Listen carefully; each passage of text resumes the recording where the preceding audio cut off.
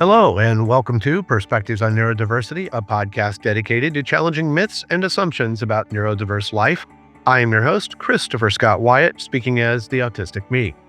Working as a university instructor, I have met many neurodiverse students. I also take note of those students appearing to be neurodiverse. We know that neurodiverse students struggle to navigate the complex academic cultures of higher education, with many failing to complete their studies. Data also find that the majority of neurodiverse college graduates are underemployed or unemployed. As the father of two neurodiverse daughters, I worry about their future college experiences. Joining us for this episode is Scot Marken, founder and CEO of EdRedefined. Scott works with students and their families to prepare for the college experience, from finding the best fit for the student to developing strategies for success.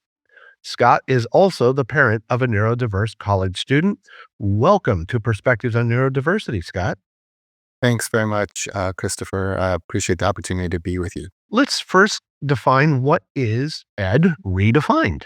When I thought about why do I want to create a business, it was a combination of what I had seen professionally working as a nonprofit CEO with individuals with developmental disabilities and mental health issues, and then seeing the experience and going through it as a parent with the college process.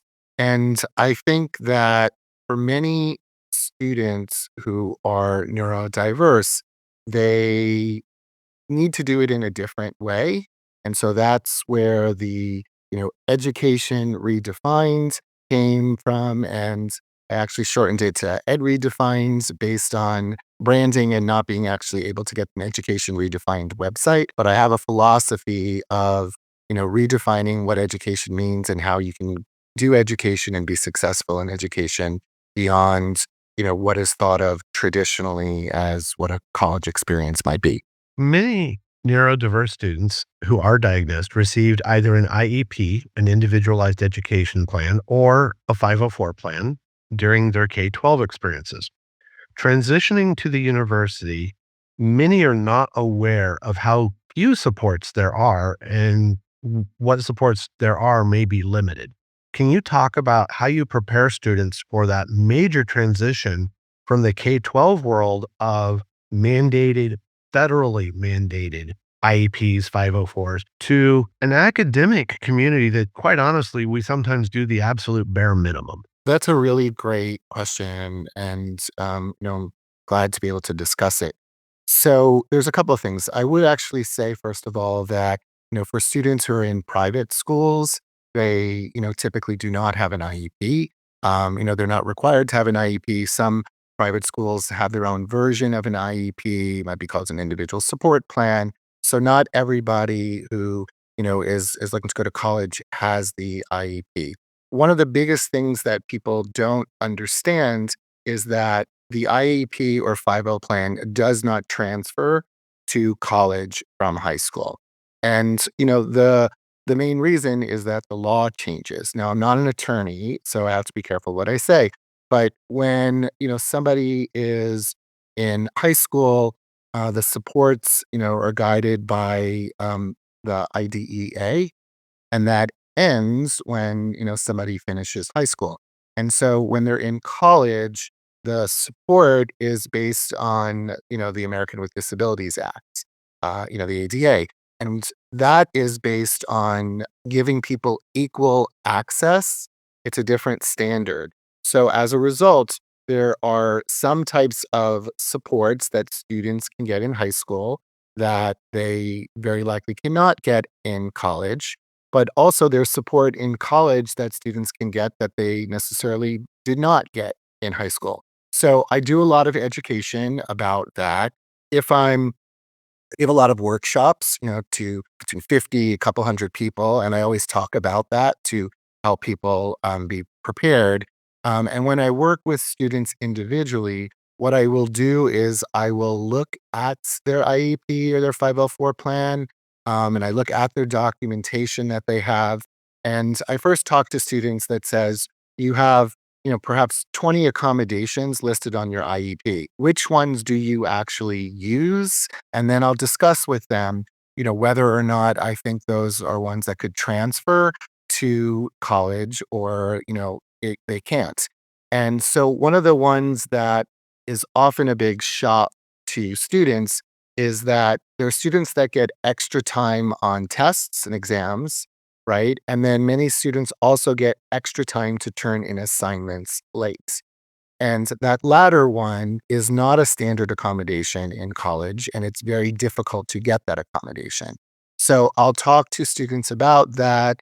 And in terms of helping them to prepare for college, I will make suggestions to phase out some accommodations that they get in high school that they will not be able to get in college, particularly to try that the second semester of senior year where your grades, they're not as important. I don't, probably don't know how much publicly you want to say that, but the reality is, they're not. And so it's a good time to try things that you will need to be able to do in college. And if they're, hopefully you can, rise to the challenge. But if you're having challenges and struggling, the natural consequences are not as great as once you're starting college new and so many things are coming, at you that are new and require transition at the same time. Disability resources at the university where I work will generally provide extra time or request extra time of a professor in what they call non-major courses. It makes sense that you might need extra time in English or a core math course. But if you're studying animal science, you don't get extra time on a practical lab because you're studying to be a vet. An animal in need doesn't have extra time.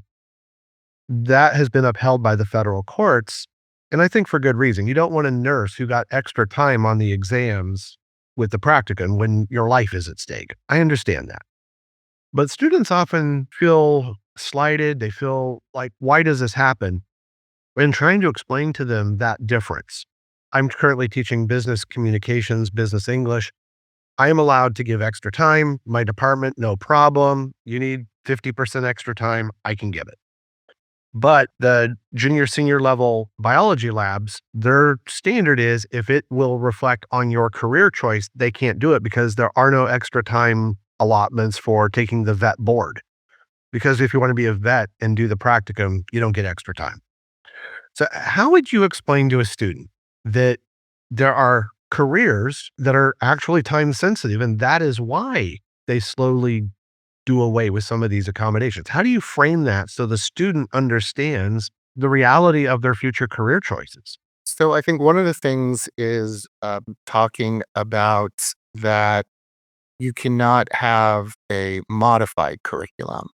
And when it's about equal access, you then need to go look at, is there going to be a material change in the course based on giving somebody an accommodation? Actually, the example that you gave is a real life example that makes a lot of sense, right? If you have a pet and the pet comes in an emergency and it takes you 3 times longer because of learning differences to be able to do something, the pet may not have that time, right? It doesn't just exist for career, it also just exists for if there's gonna be a material change to the course, because, that is not what is the purpose of the accommodations. And obviously, extra time is just one accommodation that people have. And I do want to just say that I think that you bring up a really good point is that, and I think about this a lot, and I think about it professionally, and I think about it as a parent of, college age student who is neurodiverse, is, we offer accommodations when children are younger and then when they transition to college, there's some difference. And the issue becomes what type of accommodations can or can't you get once you're working? And, there's certainly employment law issues. As you had said, if you choose a career that is like you're publishing a daily newspaper or something that's really time sensitive. I think some of it may then be related to having career discussions with students of what their interests are, what does it look like to actually do that job, and make sure that they think it's a good fit as they decide to go study that or not. Part of this goes back to the academic choice of where to go and how to apply. One of your services is guiding that search, that college search, and that application process. How blunt do we need to be with the neurodiverse students and all students about making a good academic and cultural fit? It's very individual in terms of what to communicate, how do you communicate, the style that you communicate to people. One thing that I typically like to start with I like to actually say I support students, I don't work with them, is I do a college readiness assessment. That's pretty extensive. And what I do is I do look at the academics. I look at the academic progression. I look at things such as the size of their classes and how that may compare, but what I spend more time on are issues related to understanding where students are at with their self advocacy skills. There are some students that have a really hard time asking for support. And then, there's students that immediately are asking for support before, trying to do work on their own and figure out, how to solve some of the academic challenges that they have. I also look at independent living skills. If, for example, if you're somebody who takes medication, I will speak to you and say, what do you know about the medication? Do you take the medication on your own? Do you organize it?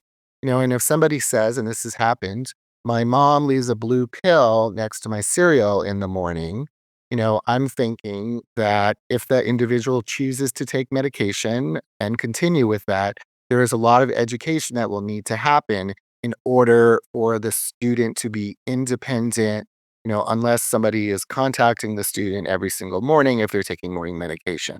And then I look at the social emotional skills of where people are at. And from that, I will give a recommendation of a post secondary path. One is college for you. It may not be, and you could be extremely successful if you don't go to college potentially. There's, for example, a huge increase in tech certificates, Google tech certificates. So if that's something and, doesn't seem like college is a good fit, people could do that and come out making $70,000, I believe. It's also about saying, should I go to a 4-year school? Should I start at a 2-year school? Should I start and transfer as a 2-year school? Makes sense as a terminal degree for me. And then where do I want to live? That is a very big part. I think that for some individuals who are neurodiverse, it certainly could be very challenging to go on a residential campus and adjust to that. But on the other side, starting out at community college can be very helpful, but it's typically very hard socially.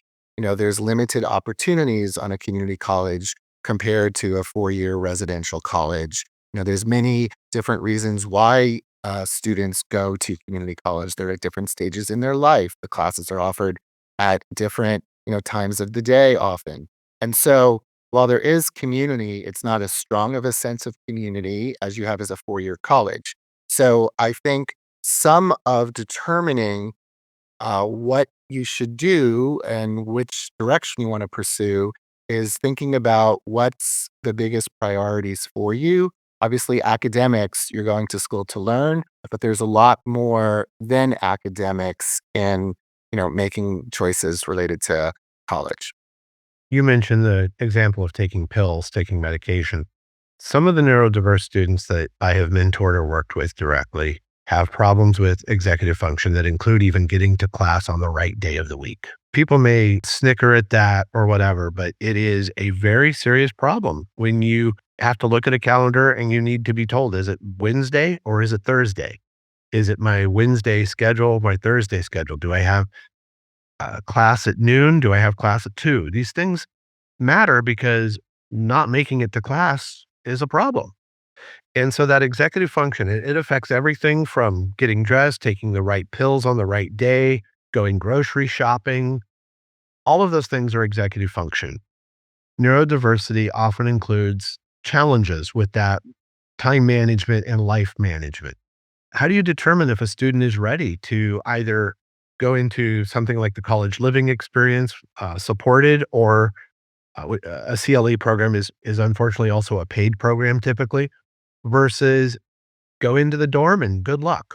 As part of my own assessment, I have developed a questionnaire of 100 plus so questions that are skills that I know that are important in college. So let's just take the medication as an example. If you want to take medication and potential executive functioning challenges around that, which can be very real, as you said.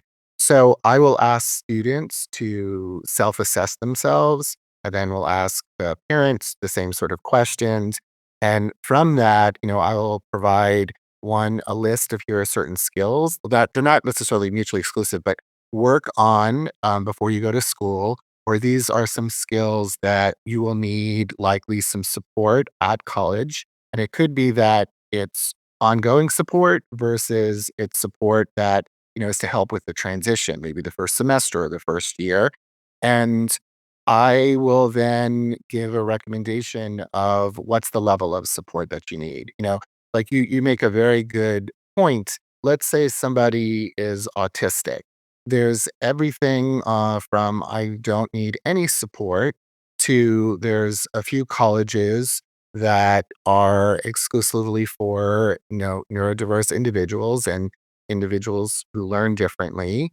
And there are then about 100 colleges that have specialized autism support programs for regular degrees students who matriculated and some additional support. And so, based on the assessment I do and my understanding of college, I will share what I think the level of support is that you need. And so that's one of the biggest things that I think is a misnomer is when somebody has a diagnosis, sometimes they immediately think that they need some level of support, which they may not need that level of support. And sometimes they'll need more support than they think. It's very, very individual. I'm sure every parent and every former student knows this, but 18, 19-year-olds aren't always self-aware. They don't know their own limits. And what I have noted is those first quarters and semesters prove very difficult. They thought they were ready. They were an A student in high school. They had all the supports. They're ready. And suddenly they have a 3.0 or lower. So they suddenly drop into C and B range. And then they get discouraged and then they get into a spiral. How do you mentor the neurodiverse to also be aware when there is a problem, you need to get help? You need to go register with disability resources or disability services. You need to be proactive before it's too late. You can't wait until you're already on academic probation. You need to be a self advocate to be successful at many institutions. Right. There's a lot to what you just said. It's really very like meaty discussion and responding to that a couple of different ways. So, number one is that I think I see a lot of times that someone who's 18, 19 years old, that they see going to college, particularly a residential college, as a huge change in their independence, of which it is. And so they often may reject some supports that they've had before because it wasn't really their choice to have that before. It was, again, my mom put the blue pill, or I have the tutor come every single Tuesday. And so they'll say, I want to try it out and see what happens. And what I try to counsel people about is that number one, if you want any type of accommodations, you do need to register with disability services, or sometimes it's called accessibility services. And maybe half the people register actually. It varies, school by school. But I will encourage people to say that it is better that you register and then it's your choice to decide whether you want to use something or not. But to your point about really spiraling, if you don't go ahead and register and get accommodations in place, which is just one type of support, but if you don't get the accommodations in place, once you decide that you need it, you then would need to go through that. And it could take weeks, it could take a month. And the way that the college classes work, that's too much time to fall behind, right?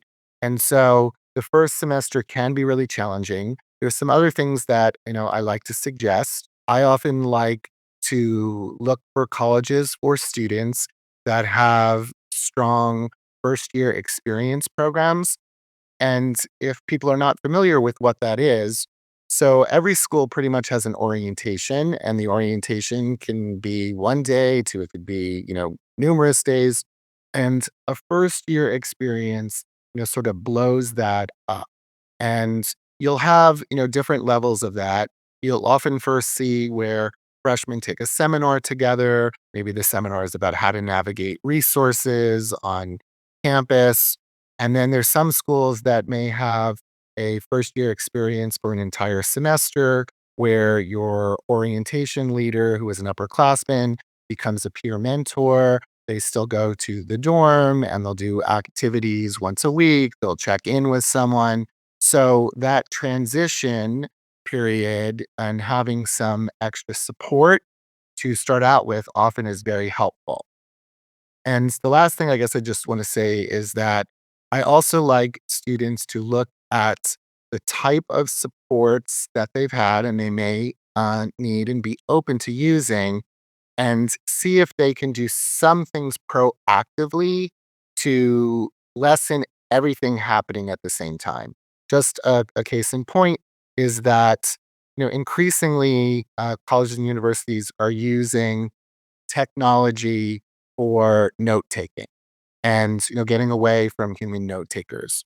Well, it's possible that you can go ahead and ask the university after you've committed to attend to get access to the note taking software before you get there, and then you can practice that. Really not that difficult, but you can practice it so that you could jump into using that if that's an accommodation you receive and your school offers that, rather than it's one additional thing that you need to go ahead and transition to that you haven't done before. And I want to remind students and parents that if you do not request accommodations, I cannot retroactively provide them to you. The university bluntly tells professors and instructors, if you get a letter from disability resources, disability services, these are the accommodations we have approved. These are what you're allowed to do. Now, some professors will be more flexible than that, but I can't retroactively go back and say, oh, that test from 2 weeks ago, you can retake it with extra time now. Anything that has already happened has happened. So if you're waiting until the first quarter to go get help, that whole first quarter, those grades are still on your record, and you should have gotten help the first day you were on campus, that first week. You should have been at disability services, disability resources registering.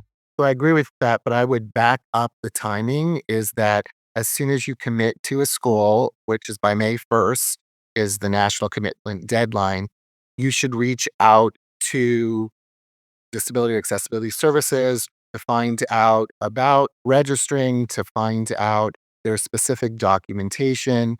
Frequently these days, there are different types of documentation that's needed based on the disability.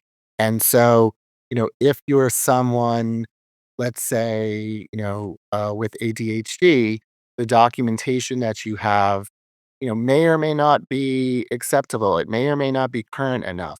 And so knowing earlier is certainly better for you to try to, get that accommodation or get the documentation. And I do want to add one thing, which is a big problem right now in higher education, is that the cost of getting the documentation falls upon the student, not the college or university. So in high school, you can request through your school to have, testing done. Hopefully that will go smoothly. I know sometimes it always does not, but hopefully it will go smoothly. But in college, they don't provide the testing. There are some that actually may do it for a fee, but if you're going to have a new neuropsych, the cost varies depending on where you are, but it can be $5,000, $6,000. And so that's very cost prohibitive. Earlier is much better to go ahead and try to get everything set up so that when you start on day one, everything is set up for you. The University of Minnesota, where I did some of my graduate studies, I did my PhD, required new documentation. That was 2006, 2007. It is a lot of money out of pocket, and you're already in a graduate program, you're paying a fair amount. These are things that parents and students need to know is that the university can say, we require a neuropsych evaluation to recognize your autism, your neurodiversity.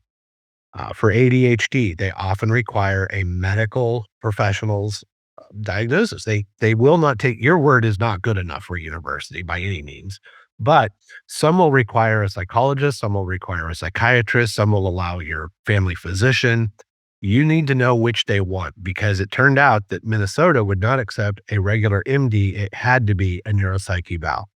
So just because I had the eval, my doctor couldn't just say, this is what he has. No, I had to go and find a neuropsych and have the whole process repeated, the whole 3-day process. And I think that's really important. As you said, it's out of pocket. Adding to that, I'd suggest that anyone before they go pay money to go do that is to reach out to the school or the schools that they're looking at. The first thing is that I am seeing a lot more on websites what the specific documentation is needed by the disability. Okay. The other thing is that there is more flexibility these days because I think in part it's this acknowledgement that it's very expensive. So historically, or people may hear that your documentation, neuropsych or psychoeducative evaluation, 3 years. It's good for 3 years. But don't just say, I need to go have that. There are many schools that accept beyond 3 years. It also could be related to the diagnosis. If you have dyslexia that was diagnosed 6 years ago, that's not changing. The diagnosis is still there. So, hopefully they'd say, okay, we're accepting, that you have a diagnosis of dyslexia. One size does not fit all. And often it could also depend on the type of accommodation that you are looking for.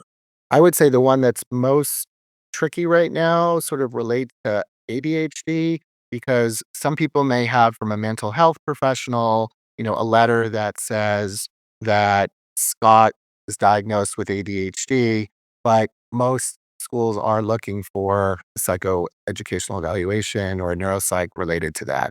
So I'm not sure if that was your particular situation, Christopher, and it was certainly the way you described it a while ago, and it's been evolving, but that is something that needs to be looked at when you're thinking about college.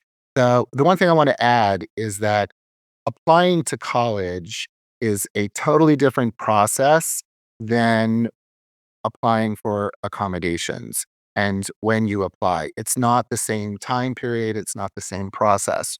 You don't need to divulge any information about yourself, related to neurodiversity on your college application. It's a personal choice. Sometimes strategically it makes sense, and sometimes people don't want to share that information. But when you apply for accommodations, which again is only one type of support, you do so after you commit to the college. So it's after the whole search and application process. Sometimes people will say, well, I don't know if I can go to this school because I don't know what the accommodations are. So there are generally some standard accommodations, but if you have some unusual or you think might be some unusual requests, I would suggest you contact the Disability or Accessibility Services office to find out if that's a common accommodation, that they will give at that university. EdRedefined, which is at edredefined.com, is private consulting. Many of the schools that have the best services are small private schools. There is a real gap in access. State institutions don't always provide the access that the privates can. The publics are controlled by state legislatures, state boards of regents, state chancellors, provost, presidents. It isn't cheap to go to a private university. It's not even cheap, depending on where you live, to go to a state university. When we lived in Pennsylvania, I looked at the cost of what the University of Pittsburgh and Penn State were. They were both well over $40,000. Here in Texas, 13,000. Now, obviously, there's a massive difference in what they do.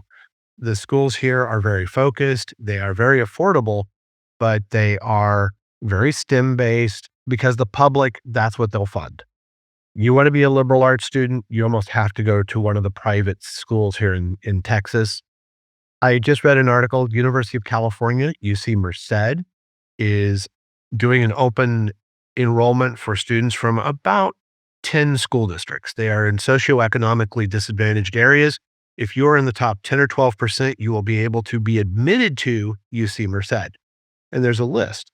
But the problem is that doesn't mean that you get free scholarship. It doesn't mean you get, your tuition waived. It just means if you're from one of these economically disadvantaged areas and do well, we will admit you. Being admitted doesn't mean being able to afford it. I don't know how else to say it. Getting into a school doesn't mean you can afford to go there. How do you address this where you are serving people who can afford to pay for a consultant? And quite honestly, some of the best supports are at places people have to pay to go.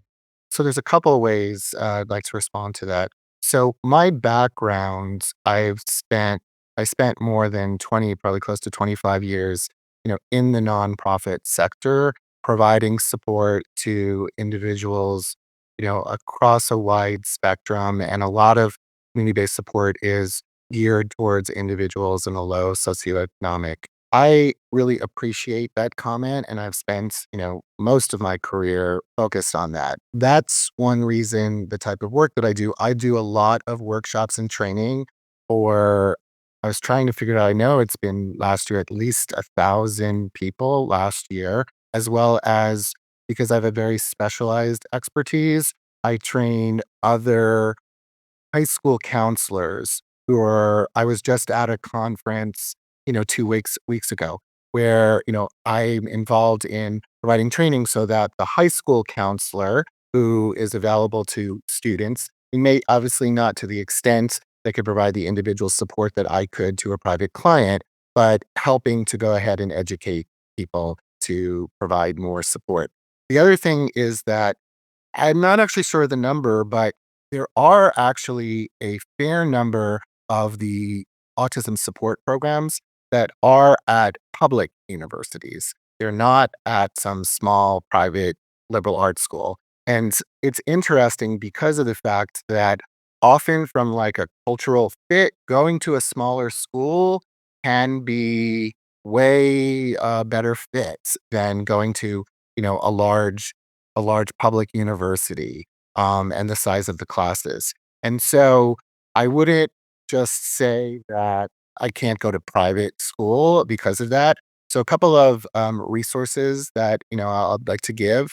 One is that there's an organization I'm involved in called the College Autism Network, and they have a list of about 100 different schools, and you have to dig deep because, one program is not the same as another program, and what they offer is different, and depending on the support that you're looking for, it may or may not be a good fit at one particular school. That's number 1. Number 2 is, like when you talked about in California, I think that's why there are many people that are looking at community colleges, and they're community colleges that are set up that they have what's called an articulation agreement between that community college and, one or several four-year universities.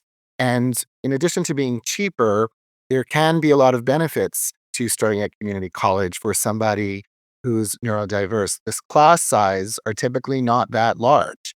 There are 25, 30 students if you're taking the introductory biology class, while, at a public university, it could be 200 students. And that can be very difficult for, individuals. So I would say actually that also that access, that is a big issue that people are thinking about, and how do they do more work about around that. The conference that I was at a few weeks ago, which is a group called NACAC, the National Association for College Admission Counseling, more than 50% of the workshops during the several day conference was about access. And I do think there are some nice trends. I just saw several universities and arts programs that are pledging to be tuition free. And I know that Stanford University is one where if your family income is below a threshold, and it was very close to 100,000, if your family was below that, it was tuition free. That's an increasing recognition that a lot of families just simply cannot afford those institutions. And the way those institutions are now promoting diversity is by offering tuition remission, tuition waivers based on income instead of other factors. Quite honestly, with recent Supreme Court decisions and other things happening in our states, I think that's a wonderful move to say that we are going to look at your family situation and maybe allow you to have a free education. The question then becomes, when you're looking then at a college or a university, I do tell my students, look at the cost. You have to. Can you afford it? And how will you afford it? But I think it's important to look beyond the sticker price, because that sticker price may not be the real price. It can be a lot cheaper. And it also could be more expensive. So just a couple of things. So number one is that there is potential at private schools to receive merit scholarships. And at schools that are highly academically selective, or these days referred to as academically rejective, they probably do not give much merit scholarships. But schools that are less academically selective are often giving to the vast majority of students that apply large merit scholarships. So don't take the sticker price as the price. Okay. You may see that, it says $60,000, but there are schools that routinely give everyone a $25,000 a year scholarship. And many people still can't afford that. But for other people, it can be, affordable where it wasn't before. So that means there are more opportunities than people think. I would also say, though, that, I have seen personally and I've seen professionally that there are expenses for students with various disabilities that are not listed in what's called the cost of attendance. For example, if you go to an autism support program, the vast majority of them are fee based. They could be from $3,000 to maybe typically 8,000. There's some that can go up to $18,000 a year. And so that's not part of financial aid. And so you need to find funding, you need to try to go make a case to go back and see if they can give you some more support. So there are hidden costs for individuals with disabilities often. And so I would just say what you see listed is a starting place. Okay. And then as you delve more into it, you can see if there's opportunities for it to be lower cost, significantly lower cost, or think about a couple of things such as mental health treatment. And if you need to use a private therapist, and if, for example, you're in network in home, but where you're going, you can't find someone in network, right? That would, increase your costs a lot. If you're going to take less than full time because that's the course load that you can manage, and you're going to take more years, that's a big expense. So I would say don't shut anything off. Just look at it as a starting place. And I also like to share with parents that if they know there are certain financial realities, is to share that with their children before they get too far into the college process. I've seen individuals who are neurodiverse that become very passionate about going to one place, and they might be fixated on that as this is where they want to go. And then they get in, and then they hear, from their family, oh, we can't afford that, or it's not close to what we can afford. So I think it's, typically better to know that upfront. And obviously, finance is a very personal issue of how families handle it. But I usually will ask families to share with me what the financial possibilities are or not. And then I'd look for schools that fit in with that. I do want to again remind people it is edredefined.com, and Scot Marken is the founder and CEO. Visit the website, learn more about the services. You mentioned you do work with students from across the country. Yes, and internationally, actually, I have 2 international students. And sometimes your advice might even to be take a break or, as you said, do a 2-year program. So you're not guaranteeing or even suggesting that everyone should and will immediately go to a 4-year university. You're consulting to help guide the student. Right. And I, can look at it in a sort of more objective way because, there's so many emotions that go into, this big transition. And for families, the parent side, if I put my parent hat on, it's your hopes and your dreams for your child and where you want them to succeed and what you think they can do and what it's important to let them do and experience. So it's not just, I'm going to help you, apply to 6 schools. It's let's look at what you're trying to achieve. And if you don't know, I could help you narrow that, figure that out. And find the best place for someone to have the best opportunity to be successful, however they define successful, because it is so individualized. I want to thank Scott Marken for joining us on Perspectives on Neurodiversity. I have to say that as a student, it was a struggle. As a grad student, it was even more of a struggle in some ways because of the social skills required were far beyond what I have. I admit that. And as you get further into your education, those social skills matter, connecting to professors, connecting to peers, finding your fit within a program to do your graduate work. And those social skills are part of the real issue too. It is, as Scott has said, this is not just an academic decision. It is so much more than just where can I get this degree that I want. It's so much more. And one quick thing, my philosophy, like when someone says, "What's a good school?" What I like to say is that a good school is only good if it's good for that specific student. And let's define what good means to you. Thank you so much. Again, Scott Markin, Ed Redefined at edredefined.com. I'll have everything in the show notes. Don't forget to read the Autistic Me blog and follow us on social media. I am Christopher Scott Wyatt, speaking as the Autistic Me. Thank you so much for listening.